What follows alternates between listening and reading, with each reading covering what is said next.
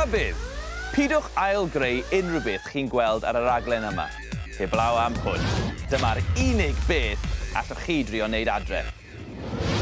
Os chi fel fi, wastad wedi eisiau bod yn transformer, wel, fi wedi ffeindio ffordd o transformio fy hun i fod yn aledron. Fel un.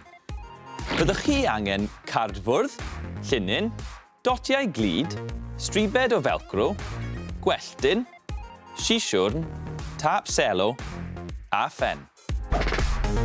Tynnwch lun 2 hirsgwar, 30 cm fyny a 10 ar draws. Yn ar bysedd, 15 cm fyny a 3 ar draws. Ond newch un pen yn grwn. Dim ond 3 bys a bawd sydd gan y llaw yma. Torrwch y darnau mas. Yna plygwch y bysedd yn union fel eich bysedd chi. Defnyddiwch dotiau glud i sticio'r bysedd a'r bawd ar un o'r hirsgwariau. Torrwch y gwelltyn yn ddarnau bach a'i gludo ar y llaw fel hyn.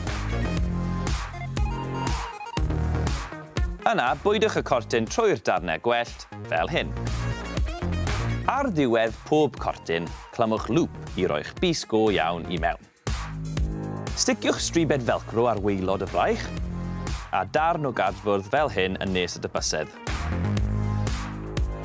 Addurnwch y fraich unrhyw ffordd chi moyn.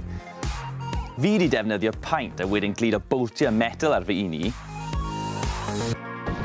A mae fe'n gweithio eitha da. Mae'r holl waith caled ydi o'i syched i fi.